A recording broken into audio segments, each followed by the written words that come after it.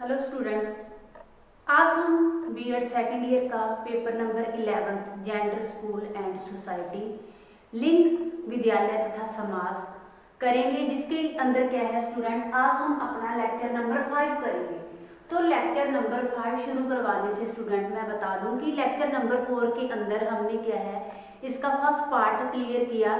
जैसे मैंने आपको बताया है कि आपका क्वेश्चन ये बनता है कि अवसरों की असमानता से आप क्या समझते हो, शिक्षा में असंतुलन व लैंगिक असमानता के आर्थिक तथा सामाजिक कारणों का वर्णन करो। तो जैसे लेक्चर नंबर 4 के अंदर स्टूडेंट हमने किया कि शिक्षा में समानता का अर्थ शिक्षा में अवसरों की विषमता के कारण, कि वो कौन कौन से कारण हैं, जैसे शिक्षा संस्थाओं की कमी, शिक्षा संस्थाओं के स्तर के अंदर कमी हमें जो महसूस हो रही है, लैंगिक असमानता, वर्गीय असमानता, पारिवारिक वातावरण और निर्धनता। ये क्या है हमने अपने लेक्चर नंबर 4 के अंदर हमने अलग अलग पॉइंट क्लियर किए। आज लेक्चर नंबर 5 के अंदर हम इसका अगला पार्ट करेंगे कि शिक्षा में समानता की आवश्यकता व लैंगिक असमानता के आर्थिक तथा सामाजिक कारणों का वर्णन।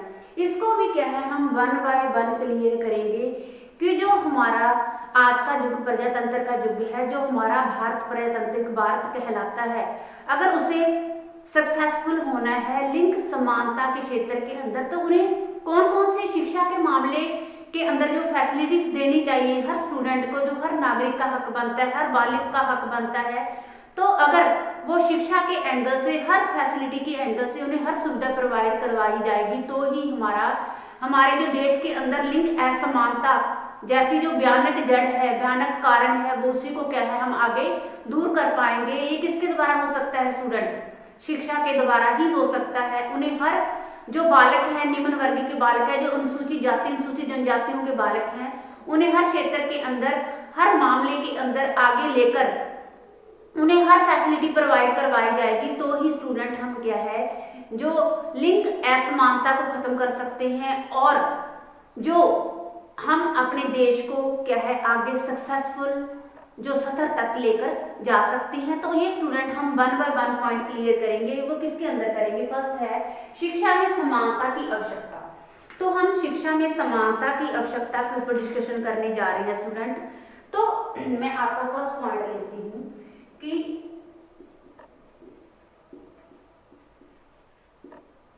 शिक्षा में समानता की आवश्यकता। ऐसे क्या है स्टूडेंट, हम 1 बाय 1 क्लियर करेंगे, पॉइंटों के द्वारा क्लियर करेंगे कि शिक्षा के अंदर समानता की आवश्यकता क्यों है और कैसे कैसे हम क्या है सभी स्टूडेंटों को इक्वल दर्जा देकर, समान दृष्टिकोण से देखकर क्या है हम अपने जो देश को, हम अपने भारत को सक्सेसफुल बना सकते हैं हर एंगल से। तो हम फर्स्ट पॉइंट लेती हूँ कि प्रजातंत्र की सफलता के लिए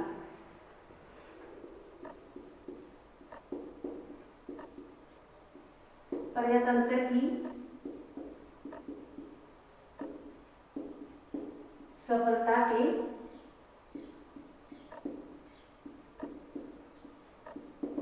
प्रजातंत्र की सफलता के लिए कैसे स्टूडेंट की जो हमारा भारत है प्रजातंत्र भारत कहलाता है। तो हम बात कर रहे हैं कि जो प्रजातंत्र का मैंने फर्स्ट पॉइंट लिखा कि प्रजातंत्र की सफलता के लिए, प्रजातंत्र का अर्थ है क्या स्टूडेंट? समानता। अगर हमारे देश के, हमारे भारत को हर नागरिक को समान हक देकर, चाहे वो शिक्षा के क्षेत्र में है, चाहे वो उनके अधिकार हैं, उनके अधिकारों को वंचित न रखकर, उनका हनन न करके उन्हें वो अधिकार प्रोवाइड करवाए जाएंगे, तो ही हमारा जो प्रजातंत्र भारत है वो क्या है एक प्रजातंत्र भारत कहला पाएगा। और क्या है शिक्षा की व्यवस्था का लाभ हर नागरिक उठा पाएगा। तो अतः प्रजातंत्र को सफल बनाने के लिए शिक्षा के क्षेत्र के अंदर समानता बहुत आवश्यक है। शिक्षा हर नागरिक को दी जाए, शिक्षा जैसी फैसिलिटी हर नागरिक उठा पाए, तो ही हमारा जो भारत है प्रजातंत्र भारत है वो क्या है समानता उसके लिए बहुत आवश्यक है। वो समानता किस चीज की? शिक्षा की। शिक्षा प्रयतंत्र भारत में शिक्षा की समानता बहुत आवश्यक है, तो ही हर नागरिक शिक्षा ले पाएगा और हमारा जो देश है वो उन्नति कर पाएगा। अगला पॉइंट है स्टूडेंट की शिक्षा एक मूलभूत मानव अधिकार होने के कारण। शिक्षा एक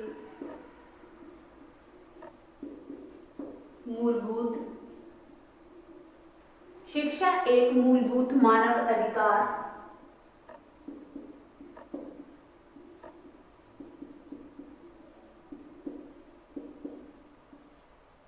होने के कारण, जैसे आपको पॉइंट से ही क्लियर हो रहा है स्टूडेंट कि जो शिक्षा है वो क्या है, एक मूलभूत मानव अधिकार होने के कारण। कैसे स्टूडेंट कि जो शिक्षा है एक मूलभूत अधिकार है सभी का, वो चाहे किसी भी वर्ग है, जाति है, धर्म है, हर लोगों को लेने का हक है। किसी के साथ कोई पार्शियलिटी ना की जाए, चाहे वो धर्म के नाम पर हो रही है, चाहे वो वर्ग के नाम पर हो रही है, चाहे वो लिंग के नाम पर हो रही है, लड़का लड़की के अंदर क्या है पार्शियलिटी की जा रही है। तो स्टूडेंट जो शिक्षा है वो एक मूलभूत अधिकार है, सभी का अधिकार है, किसी के साथ कोई पार्शियलिटी ना की जाए, सभी को उसके अधिकार जो उसके हक हैं दिए जाए, उनके अधिकारों से क्या है वंचित ना रखा जाए, उनका हनन ना किया जाए। तो इस प्रकार स्टूडेंट प्रत्येक व्यक्ति को उनका अधिकार दिया जाए, उनके प्रयोग तभी कर सकता है जबकि समाज सबको समान शिक्षा की सुविधा प्रदान की जाए। संविधान के अनुसार किसी भी व्यक्ति को जाति, धर्म, लिंग आदि के आधार पर कोई भेदभाव ना किया जाए। अगला पॉइंट है स्टूडेंट थर्ड है सर्वलौकिक विद्यालय प्रणाली के लिए। थर्ड पॉइंट है सर्वलौकिक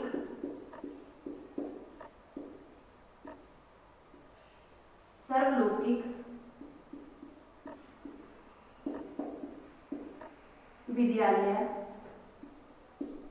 प्रणाली के लिए।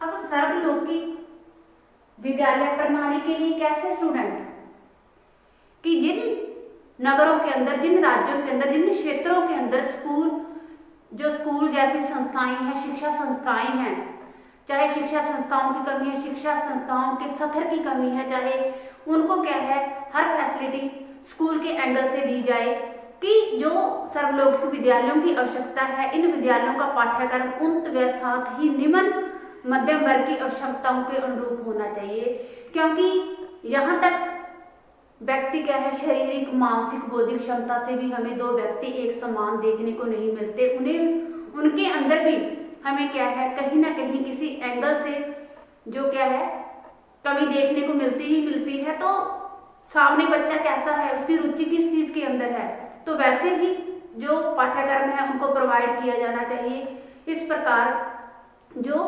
प्रत्येक छात्र बिना किसी भेदभाव से शिक्षा को अच्छे से प्राप्त कर सके। अगला पॉइंट है स्टूडेंट आर्थिक विकास के लिए। फोर्थ है आर्थिक विकास के लिए। आर्थिक विकास के लिए स्टूडेंट कैसे, जैसे पॉइंट ही क्लियर कर रहा है कि कई बच्चे के पेरेंट्स आर्थिक रूप से सुदृढ़ नहीं होते, मजबूत नहीं होते, तो उन्हें जो पैसा पूंजी जैसी चीजें हैं वो उन्हें क्या है प्रोवाइड करवानी चाहिए, चाहे वो कैसे ही स्कॉलरशिप के रूप में है, चाहे कैसे भी जैसा स्कूल चाहता है, ताकि बच्चा अपने जो जरूरतें हैं, अपनी जितनी भी जरूरतें हैं एक हद तक उसे क्या है पूरी कर सके। तो इस प्रकार स्टूडेंट जो आर्थिक सुविधाएं हैं वो भी शिक्षा के क्षेत्र में काफी हद तक अहम रखती हैं। अगर जो शिक्षा से जो वंचित लोग रहते हैं, जो शिक्षा से वंचित बालक रहते हैं, वो किसकी कमी के कारण होता है, आर्थिक जो पैसा पूंजी है उसकी अभाव के कारण ही तो उन्हें अच्छी फैसिलिटी नहीं मिल पाती, अच्छा रहन सहन नहीं मिल पाता, अच्छी वेशभूषा, अच्छा जो कल्चर है वो नहीं अगेन कर पाते। तो जितना हो सके क्या है जो गवर्नमेंट है, सरकार है, गरीब बच्चों के लिए क्या है आर्थिक सुविधाएं भी उन्हें प्रोवाइड करवानी चाहिए, ताकि बच्चा शिक्षा को अच्छा अगेन कर सके, अपनी जो क्या है अपने वर्ग को, अपनी जाति को मुख्य रखकर कि मैंने किस हद तक ये पैसे का यूज करना है और कैसे मैंने अपनी शिक्षा क्या है अगेन करनी है। तो स्टूडेंट, तो आर्थिक विकास संभव है इसी से, परंतु यह तभी संभव है जब शिक्षा के समान अवसर उपलब्ध हो पाएंगे। जैसे स्टूडेंट मैंने आपको एक्सप्लेन कर ही दिया। अगला पॉइंट है स्टूडेंट सामाजिक स्तर के विकास के लिए। फिफ्थ पॉइंट है स्टूडेंट सामाजिक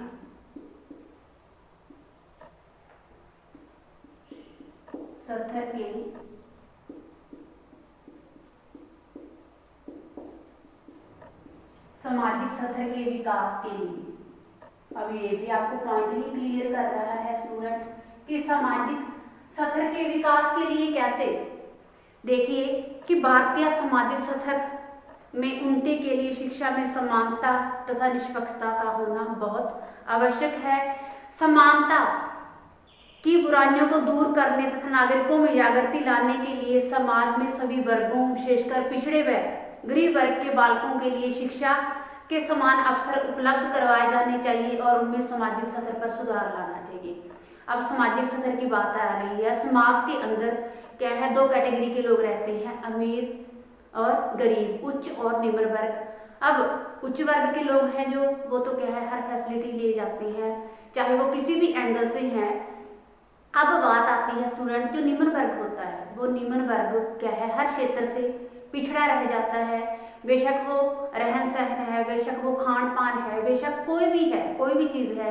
तो इस प्रकार उनको बालकों को मुख्य नजर रखते हुए उनको क्या है हर फैसिलिटी प्रोवाइड करते हुए स्टूडेंट, तो इससे क्या है जो हमारा सामाजिक स्तर है वो भी उच्च होएगा। ये किससे उच्च हो सकता है? शिक्षा के द्वारा ही हो सकता है। शिक्षा के द्वारा अपनी अच्छी फैसिलिटी प्रोवाइड करवा के जो हमारा सामाजिक स्तर है उसको क्या है उच्च स्तर तक, उच्च लेवल तक लेके आया जा सकता है। ये किससे संभव है? शिक्षा से ही संभव है। अगर शिक्षा ना होगी तो हम अपने समाज के अंदर सुधार कर पाएंगे? नहीं कर पाएंगे किसी भी एंगल से। वो समाज, जिस समाज के अंदर शिक्षा नहीं है वो समाज पिछड़ा रह जाएगा। वहां के लोगों की सोच इतनी हाई नहीं होएगी, क्योंकि अगर कहीं ना कहीं उस समाज के अंदर एजुकेशन होएगी, शिक्षा होएगी, तो वो समझने के लिए क्या है तैयार होंगे।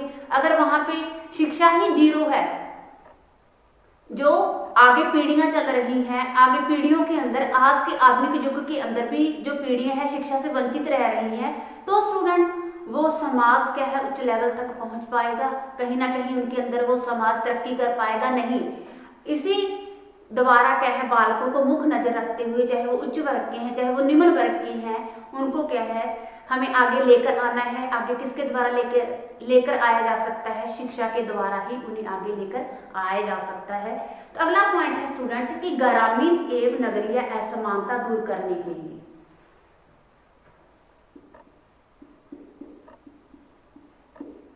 ग्रामीण एवं नगरीय असमानता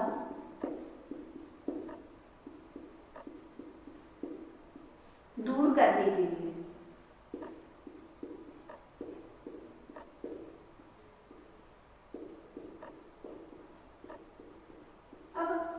अब हम बात कर रहे हैं स्टूडेंट की ग्रामीण एवं नगरीय असमानता दूर करने के लिए कि वो कैसे दूर हो सकती है। जो गांव के बच्चे हैं और नगर के बच्चे हैं उनके अंदर क्या है दिन रात का हमें अंतर देखने को मिलता है। तो हम बात कर रहे हैं स्टूडेंट की ग्रामीण एवं नगरीय असमानता भी शिक्षा के क्षेत्र में क्या है दिखाई देती है। वो इस प्रकार असमानता का प्रमुख कारण यह है कि जो ग्रामीण क्षेत्र में निर्धनता के कारण ग्रामीण लोगों को शिक्षा की यह सुविधाएं नहीं मिल पाती। गांव के लोगों के अंदर स्टूडेंट हमें क्या है निर्धनता देखने को मिलती है, गरीबी देखने को मिलती है। वो क्या है हर एंगल से पिछड़े हुए हमें नजर आते हैं। जो नगर के बच्चे हैं, जो शहर के बच्चे हैं, वो क्या है उन्हें हर जो अधिकार है वो प्राप्त होता है। वर्तमान समय में शिक्षा प्रणाली का निर्माण नगरीय एवं ग्रामीण विभिन्न दृष्टिकोणों को सामने रखकर ही रखा जाता है। इसलिए ग्रामीण व नगरीय साक्षरता की दर भिन्न रहती है। बड़े बड़े महाविद्यालयों, प्रशिक्षित केंद्र नगरों में क्या स्थापित किए जाते हैं। इसलिए इस प्रकार असमानता को दूर करके शिक्षा में समानता लाना बहुत आवश्यक है। जैसे स्टूडेंट आपको पॉइंट से ही क्लियर हो गया कि ग्रामीण एवं नगरीय असमानता। ग्रामीण वर्ग के बच्चे, यहाँ हमें क्या है, निर्धनता, गरीबी देखने को मिलती है, लेकिन नगर के अंदर कहीं ना कहीं क्या है, अकॉर्डिंग टू जो गांव के बच्चे हैं उन दोनों में डिफरेंस देखने को ही मिलेगा। क्या है, हर फैसिलिटी जो हमें नगरों के अंदर ज़्यादा मिलती है वो गांव के अंदर इतनी नहीं मिलती। इस प्रकार हमें शिक्षा को मुख्य नज़र रखते हुए ही इस चीज़ को दूर करना होगा। ये किसके द्वारा हो सकता है? ये शिक्षा के ही द्वारा हो सकता है। वैसे भाषण देकर, लेक्चर देकर क्या है, इन चीज़ों को दूर नहीं किया जा सकता। जब हम अपनी पीढ़ी को जागरूक ही नहीं करेंगे शिक्षा के प्रति, उनके अधिकारों के प्रति, कि वो कैसे हर फील्ड के अंदर क्या है अपने अधिकार पाकर, शिक्षा पाकर क्या है आगे बढ़ सकते हैं, अपने रोजी रोटी के साधन कमा सकते हैं और अपनी लाइफ को क्या है सक्सेसफुल बना सकते हैं। तो स्टूडेंट ये हुआ हमारा क्या है कि शिक्षा में समानता की आवश्यकता। इसके क्या है, हमने अलग अलग पॉइंट क्लियर किए। अगला जो मैं आपको पॉइंट क्लियर करवाने जा रही हूँ कि आर्थिक और सामाजिक आधार पर लिंग समानता। आर्थिक और सामाजिक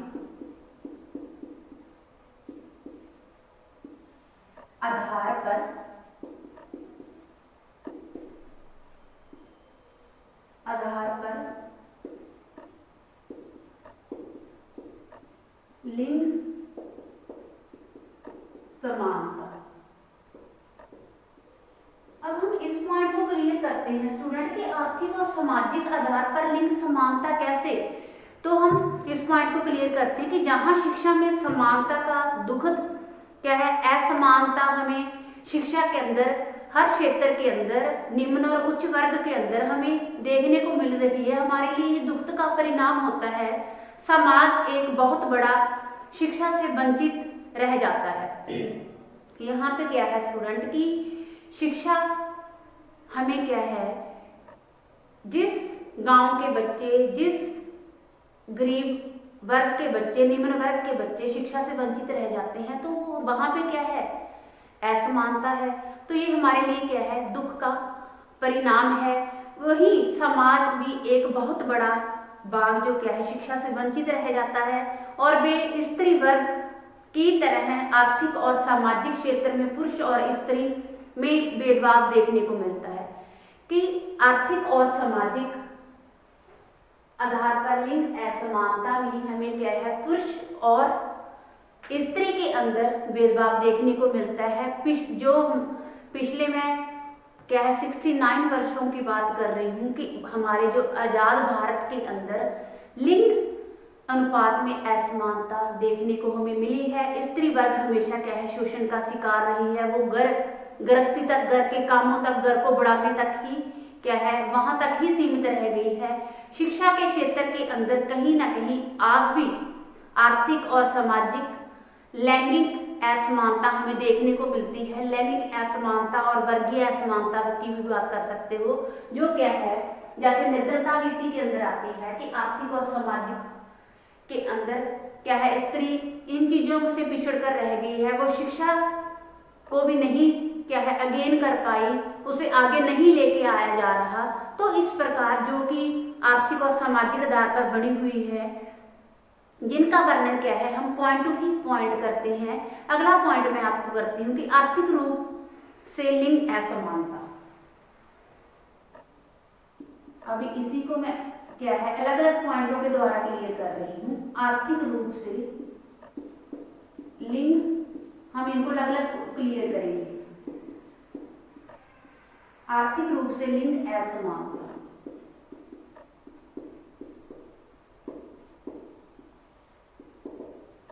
आर्थिक रूप से लिंग असमानता कैसे स्टूडेंट बात कर रहे हैं कि गरीबी एक अभिशाप है स्त्री वर्ग के लिए, जो विशेषकर अभिशाप है क्योंकि स्त्रियों को अपना घर चलाने के लिए और घर कार्यों के लिए पैसों की जरूरत होती है। वो किसके अंदर आते हैं आर्थिक रूप के अंदर आते हैं। जो अभिशाप है शिक्षा से वंचित रह गई हैं वो कौन रह गई हैं स्त्रियां। स्त्रियों को घर चलाने के लिए क्या है, पैसे की जरूरत होती है, वो ऑलरेडी पुरुषों पर डिपेंड होती हैं। अगर पुरुष कमा रही हैं, पुरुष उन्हें दे रही हैं तो उनका घर चल रहा है, अदरवाइज नहीं चल रहा, क्योंकि स्त्रियों के पास तो कोई रोजी रोटी के साधन ही नहीं है, कमाने के कोई साधन ही नहीं है। तो पुरुष वर्ग आश्रित पर उन्हें क्या है, जो पुरुष वर्ग पर उन्हें डिपेंड रहना पड़ता है। और स्त्री वर्ग अगर अपनी आर्थिकता को बढ़ावा देना चाहती हैं तो उनके साथ क्या है, भेदभाव किया जा रहा है, उन्हें बाहर नहीं निकलने दिया जा रहा है। अगर वो बाहर निकल रही हैं, पुरुषों के साथ कंधे से कंधा मिलाकर काम कर रही हैं, तो उन्हें उनकी मेहनत का क्या है, वेतन नहीं दिया जाता, उनके साथ शोषण हो रहा है। तो इस प्रकार आर्थिक रूप से भी लिंग असमानता हमें देखने को मिलती है। अगला पॉइंट है कि मेहनत का कम वेतन मिलना।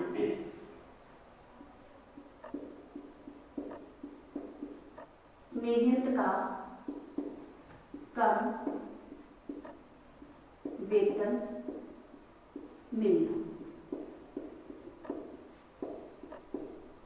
अब मेहनत का कम वेतन मिलना, मैंने अभी पॉइंट आपको एक्सप्लेन किया है स्टूडेंट, कि स्त्रियां हैं जो पुरुषों के बराबर काम कर रही हैं, पुरुषों को क्या है, उनकी मेहनत का पूरा हक मिल रहा है, जितने घंटे वो काम कर रही हैं, और अच्छी अच्छी सैलरी के साथ, अच्छी क्या है, पैसों के साथ स्त्रियां क्या है, स्त्रियों उनके बराबर काम कर रही हैं, कंधे से कंधा मिलाकर, लेकिन क्या है, उन्हें उनका हक नहीं मिल रहा जितनी वो मेहनत कर रही हैं। तो ये भी क्या है, हमारे क्षेत्र के अंदर हमें बहुत बड़ी समस्या देखने को मिलती है। अगला पॉइंट स्टूडेंट आप इसके अंदर ऐड कर सकते हैं, शोषण।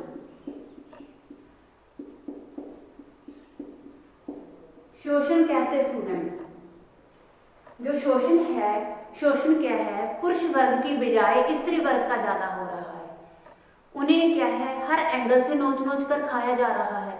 अभी मैंने बताया, चाहे वो गृहस्थी के अंदर है, चाहे वो बाहर है, काम तो वो क्या है, पुरुषों के बराबर ही कर रही है, पुरुषों के बराबर ही कंधे से कंधा मिलाकर काम कर रही है, लेकिन उन्हें क्या है, उनका हक दिया जा रहा है, नहीं दिया जा रहा है, उनका शोषण हो रहा है। तो स्टूडेंट अगला पॉइंट है सुविधाओं का अभाव। मैं यहीं पे लिखती हूँ स्टूडेंट, अगला पॉइंट सुविधाओं का अभाव।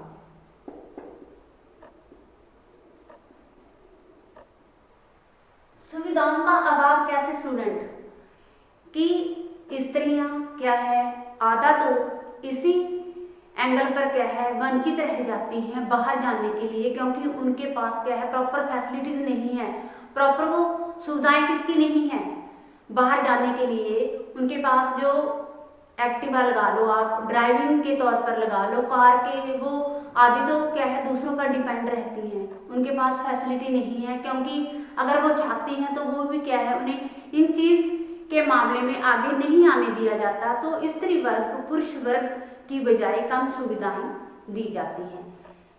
जो क्या है, पुरुष अपने आप को घर का मुखिया लगा लो, चाहे अपने आप को हर एंगल में परफेक्ट लगा लो, वो क्या है, वो चाहता है कि जो स्त्री है, स्त्री को क्या है, नीचे ही रखा जाए, स्त्री को आवाज है जो ऊंची ना जाए, उसको दबाकर रखा जाए। तो वो क्या है, अगर स्त्री आगे भी आने चाहे तो ना वो समाज लो करता है, ना घर का परिवार लो करता है। तो इस प्रकार स्टूडेंट क्या है, हमें जो स्त्री वर्ग के अंदर, जो सुविधाओं के अंदर भी स्त्री वर्ग पिछड़ी हुई नजर आती है। अगला पॉइंट है स्टूडेंट की सामाजिक दृष्टि से लिंग अनुपात।